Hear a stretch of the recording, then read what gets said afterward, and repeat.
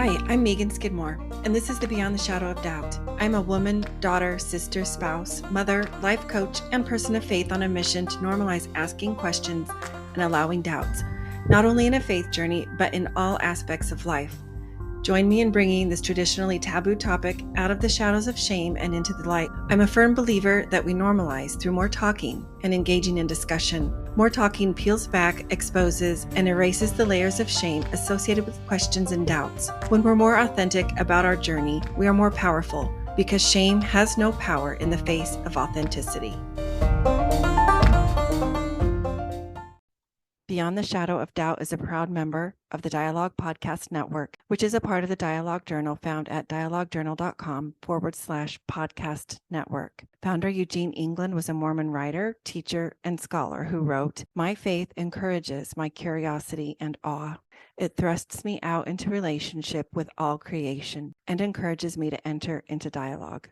My hope is that this podcast is an extension of that vision."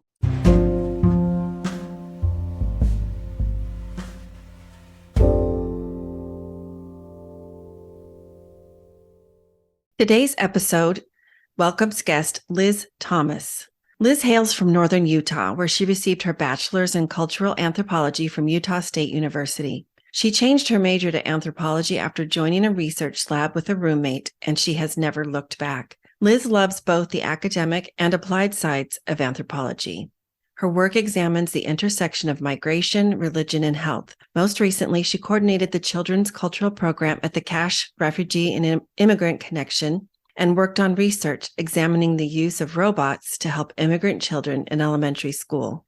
Liz is currently securing funding for her next postdoctorate research project, an examination of the intersection of the LDS faith and identifying as LGBTQ+.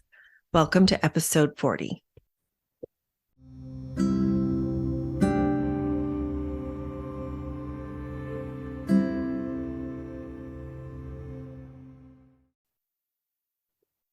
Hello, everyone, and welcome to the Beyond the Shadow of Doubt podcast. I have wanted this guest on forever. I'm thrilled that Liz Thomas is here with us today. Liz, I was adding it up, trying to remember when you and I first met. I believe it was in 2019. Yeah, that's right. It was late 2019. Yeah. And you had moved into our ward or our congregation locally. And we both were put in the youth program for young women, those who identify as women. And I was an advisor over the, I think, 14 and 15-year-olds-ish. And you were what's called the counselor in the presidency. And that began such a wonderful friendship that I cherish to this day. I'm really grateful to have Liz on today because of how you were a part of my journey coming out as a parent of an LGBTQ+ kiddo, and how loving you always were and not judgmental, which that took time before, I got brave enough to share it with you. I think it was probably beginning of January of 2021, or maybe December of 2020. Anyway, maybe we'll get to that later. So with that messy intro, I just love you a lot, Liz, and I'm grateful for you. And I'm really grateful that you are here on our podcast. Liz is currently a PhD candidate at SMU, Southern Methodist University in Dallas, Texas. And so that means we have had some amazing discussions, lots of sharing, lots of going back and forth with ideas. So with that, I'm going to give you the opportunity to introduce yourself to our listeners and share all about you, your background, your upbringing, where you're from, your family, your faith of origin, all of those things. Well, thanks. You are Really, really kind, Megan. And I am such a firm believer that like there aren't coincidences. Like I fully believe in a divine that's guiding. And that is one thing that I really felt as I chose to pursue a graduate degree and where to pursue it and how to pursue it, what to do it in, and even like the connections between my own faith community, my own ward congregation, and what I needed to learn at specific moments in time to help me as a someone who believes and as a researcher as well. So you are just as important in my faith journey as well as you're saying about me. Thank So you. so yeah, like you said, I am a doctoral candidate at Southern Methodist University, and I study anthropology. And what that means is I study the experience of being human. And the particular form of anthropology that I do is cultural anthropology. That means that I like to engage with people and learn what it means for them to not just be a human being, but to be a social human being, how who they are is reflected to society, and how what society is, how an individual decides to navigate that in their own lives and fit themselves into a place, a group of people, or how they choose to push back on that and everything in between. And I found anthropology. I had no clue what it was when I was doing my first couple of years of undergrad, but I was actually a veterinary science major, going to be a vet and own all the animals in the world. But when I served my mission for the Church of Jesus Christ of Latter-day Saints, I ended up going to a place that I was really surprised to go to. I thought for sure, because as Latter-day Saints, we don't choose where to go on a mission. And I had lived in Brussels, Belgium as a kid. So I thought, oh, I'm a shoo-in for going somewhere outside the United States. I've done the whole culture shock thing, been exposed to other languages. It would be no problem for me to go somewhere crazy and thrive. And I got called to Richmond, Virginia, Spanish speaking. And that Wow. was a shock. And it was one of those moments where I had to have a serious discussion with my heavenly parents and say, oh, this is what you wanted. But they had given me some really cool signs leading up to me receiving my assignment that I really knew that that's where I needed to go. And that was the group that I needed to learn from at that time. And it was the first time in my entire life of being a Latter-day Saint, having lived in Brussels, Belgium, having lived in other states outside of Utah, what Latino Latter-day Saints sometimes refer to as La Fabrica, the factory of the church. I thought I knew what it meant to be a Latter-day Saint. And then I went on my mission, Spanish speaking, and it was the first time in my life when I was interacting with a group of people that I saw being labeled as immigrants. I quickly realized after my mission that I had had friends that had been immigrants that had lived through many of the things that I was seeing on my mission, but I hadn't realized it until I was working with wonderful, incredible, strong, resilient people on a daily basis whose lives and whose faith looked so different than mine. I saw examples of faith that I didn't know if I could live up to if asked to do the same things in my lives.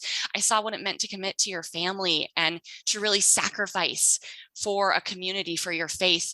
And I just hadn't realized in my naive 19 years the experience that other people in my faith community had.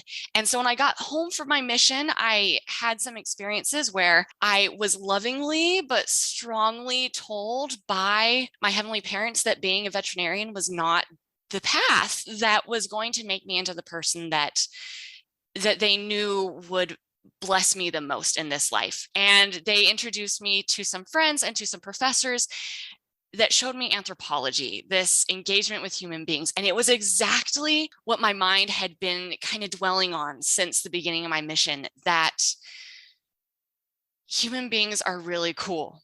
And particularly that understanding one's own faith community can be done through a lot of ways. The group that I got into at Utah State University, where I did my undergrad, was actually studying the experience of college-age Latter-day Saints in terms of how they navigated, believed in gender roles. And I started on the receiving end of the research, actually kind of like this. I was the one that my roommate was interviewing and asking all these weird questions and writing things down in a little notebook. And I had no clue what she was doing. So when they invited me to join the research lab to see where my information was going, I said, heck yes. And I joined, and I never looked back, because I started to get to talk to Latter-day Saints, not just in some surface level way at church. Hey, how's it going? How are you doing? Having assumptions about Latter-day Saints, who they should be, what they shouldn't be. I got to open my eyes and look at it through a scientific perspective. And that has blessed me so much as a Latter-day Saint and as a scholar to engage with something so near and dear to my heart. So other than that, I'm originally from Utah. I love it. I now kind of claim Texas as my home. Yeah, that's me. And you're on your way to all of those animals that you desired and were hoping for. Oh, yeah. They're coming along on this crazy journey. Yes. Wow. So many fascinating things. Where to begin? As you know, one of my main goals in starting this podcast is to normalize these tough conversations surrounding our faith journeys, particularly when it comes to having questions and allowing doubts as they come up on our faith journeys. And they will for all of us. They might be different and surrounding different concepts or ideas or points of policy and or doctrine, but we all will have them. And I firmly believe that the more conversations that we have in open, non-judgmental, just safe spaces where the fear of getting, pushed away or ousted or pushed out of the tribe, so to speak, is minimal, if not, zero. So I would love, you touched on how your faith journey has shifted. Like you started, your eyes were opened, we could say, when you first were serving as a missionary. That's when you first remembered it, right? Mm-hmm. And you felt a shift, we could say, in the way you were viewing things, maybe even a pivot in your faith journey. If you can recall, did you feel resistance coming up at first when you were faced with a situation that challenged long-held beliefs or understandings of the way things, quote, should be versus what you were actually experiencing with these people? That's a really good question. As I was growing up, because I lived for so much time outside the United States, where I went to a non-English speaking ward, where I didn't speak the language, I was the entire Young Woman program when I started Young Woman. My life has been really interesting in that the community aspect to my faith hasn't been an assumption for me. Until I was about 13 years old, I didn't know that there were other English speaking Latter-day Saint kids my age.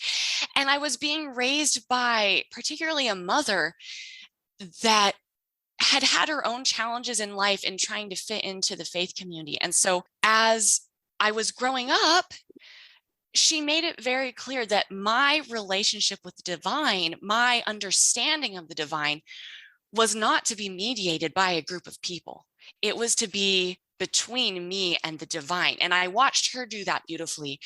And that has blessed me so much to have community be an additional essential element. We can't, at least for us as Latter-day Saints, we don't believe that we can do it in solitude. We have to have each other, but my deepest held beliefs are between me and the divine ourselves.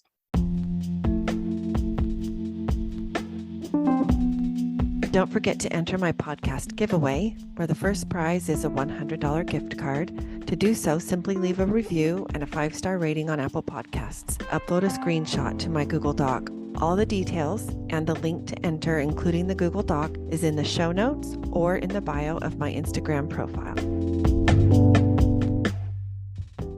And so as it goes for pivots in my faith journey, the pivot has actually been in coming to bring that community in healthy ways.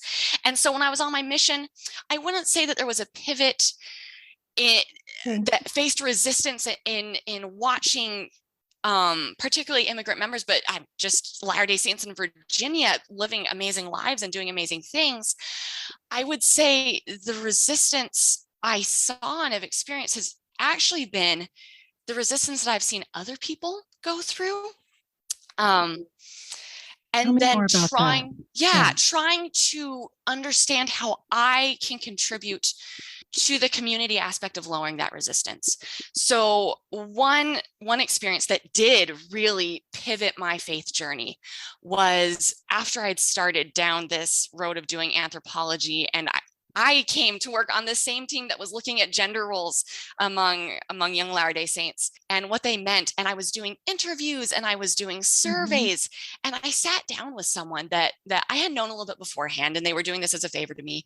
And I really thought they had their life all together, that they just always seemed to be that, just quintessential Latter-day Saint that was just in church, reading scriptures, just had all the friends. And as I was talking to them, we got to a question on the survey that asked, how often do you feel lonely? And this individual that looked to me like they had it so together responded that they actually felt lonely multiple times a week. That really shook me to see someone else that felt so alone when I assumed that they felt nothing but community. And then in that same project, several weeks later, I was doing an interview, and this time it was with a young woman, and she had just gotten married.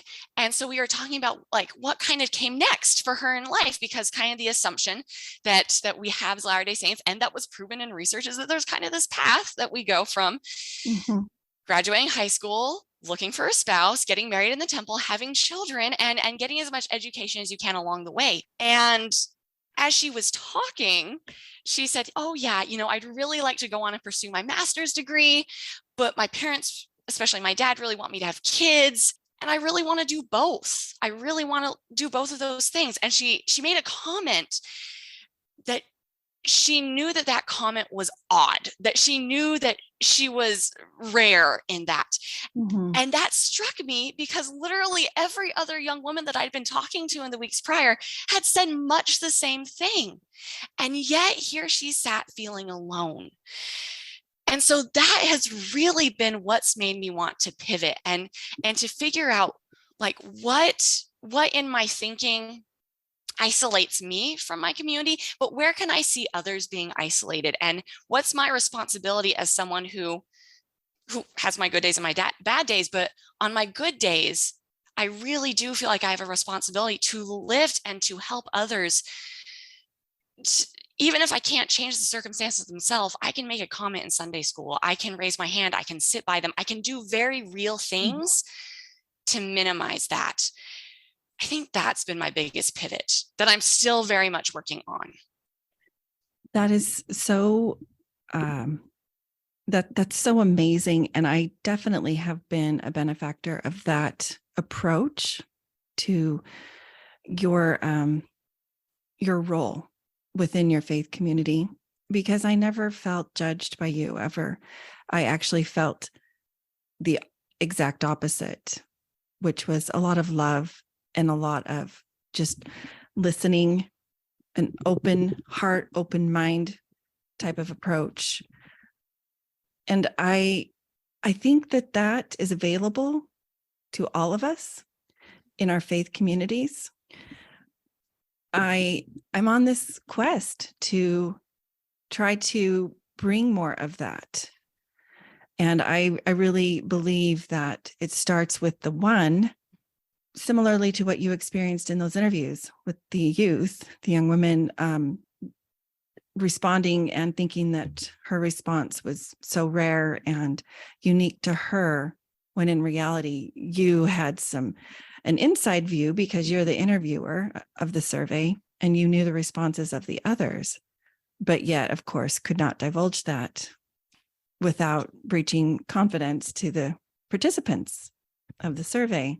So that's interesting. And on the same breath, it's hopeful to me. I have found that as I choose, because it is a choice to put yourself out there, as I choose to be open and vulnerable, it really does, in an unspoken, but definitely very heartfelt way, invite others to share and be vulnerable as well. Yeah. I found that it happens more in one-on-one situations. My hope, my dream, we could say, is for that to be able to happen among, larger groups even. But regardless, it's a good thing. Yeah. That's where true connection happens, I believe. Yeah. And Megan, if I can, you are so right. Like you saying that, going back to having those conversations, being vulnerable, I 100% that is where it is at. Like, and you're so kind to me. I think the only, maybe a slight difference between me and another individual is that I've been trained to walk in expecting a difficult conversation, walking in knowing that I am going to talk about something that's misunderstood, that's misrepresented, that someone is feeling active pain over. Like that's what anthropologists do. And something that I have had to work through with that is, particularly as Latter-day Saints, we have this idea that we feel like that when we feel the spirit, we feel it in our body. And I don't know how other people are raised, but I was raised, if you feel nervous, if you feel bad feelings, that's the spirit telling you to get out of that situation. And now as an anthropologist that has added in not just a cultural level, a social level, but I also look at our biologies and how that plays into who we are as a social being. Our bodies are going to respond. When we go into a nerve-wracking conversation, when we approach these difficult topics, our bodies are going to tell us that this is difficult and this is scary. And so I think to have those conversations that you're talking about, we just have to recognize that we are doing something scary and we are doing something hard, but we're doing it and we're putting ourselves into an uncomfortable situation so that somebody else can be more comfortable among our faith community.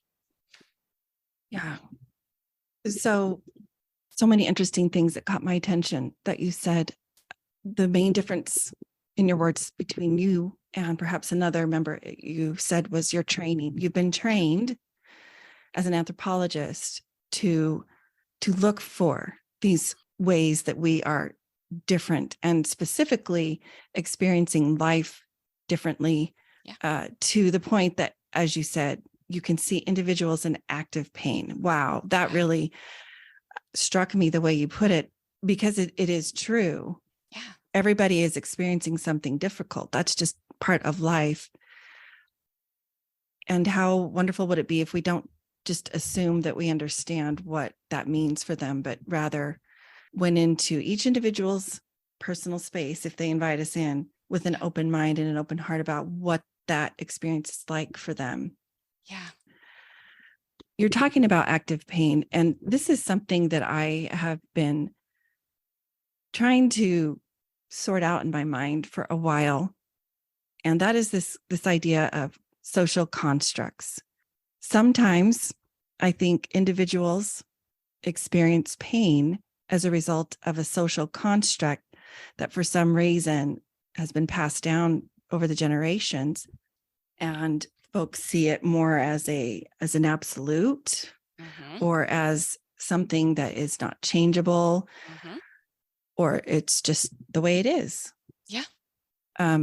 So from your viewpoint as an anthropologist, can you share a little bit more about your view of what a social construct is and how that manifests in our lives from a religious context, or just being a human being type of a context? I mean, because they exist in all realms. They exist in the spiritual, mental health, religious, political, all of it.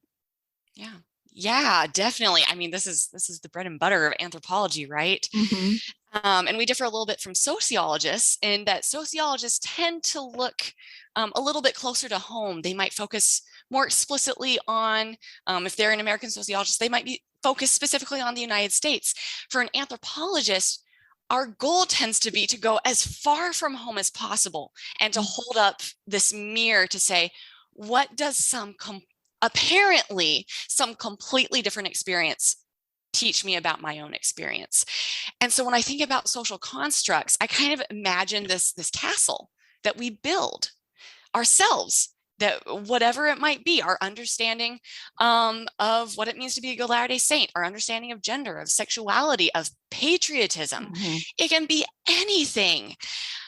But we build this building in order to put something in and in order to keep something out. And it's not, for human beings, it's not usually a malicious intent, but it serves a purpose for us. It helps us to make sense of the world around us, because as human beings, we want to categorize, we want to sort things, we want to know what to do with information that we're getting from a person or a place or a thing.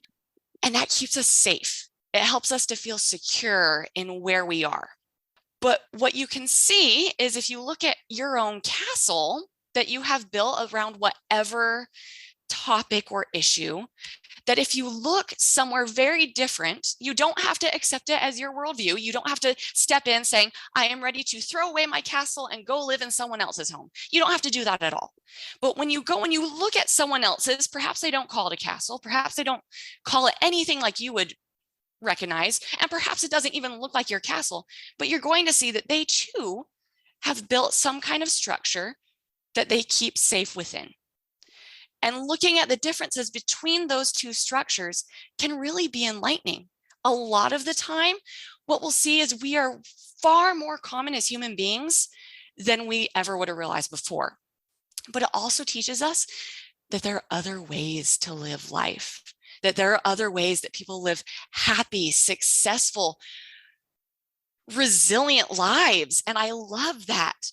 Now, in terms of bringing that into a faith context, I found that this mindset might make people a little bit more uncomfortable, because perhaps your castle is built on what you see to be undeniable truths, truth with a capital T. And it gets really, really scary. And perhaps, I mean, even uncomfortable on a new level to think that other people are not doing the things that you've been taught you need to do, that you must do to make the divine happy, to make you acceptable to the divine. And there's a lot to break down with that, right?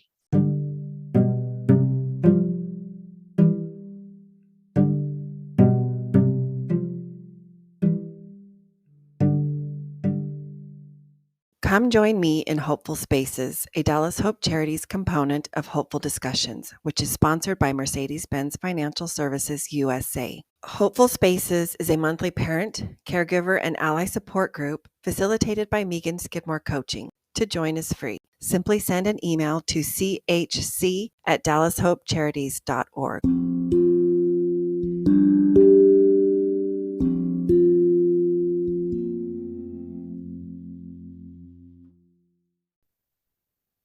Thanks for joining and for listening to part 1. Make sure to subscribe and follow. Don't miss when part 2 publishes in episode 41. I'm currently hosting a podcast giveaway. Simply leave a review on Apple Podcasts, screenshot it, and upload it to my Google Doc. After reviewing on Apple Podcasts, for a bonus entry, leave a rating on Spotify and upload to the same Google Doc. Share this giveaway with a friend. If your friend's name is drawn as winner, you both win a $100 gift card. The link to enter and to the Google Doc is in the show notes or in the bio of my Instagram profile. Visit meganskidmorecoaching.com, where you can find this podcast as well as additional free resources.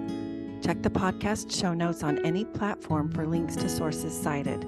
Follow me on Facebook or Instagram for more and to send me a DM. To help the podcast grow, please follow, rate, and review, as well as share it with a friend.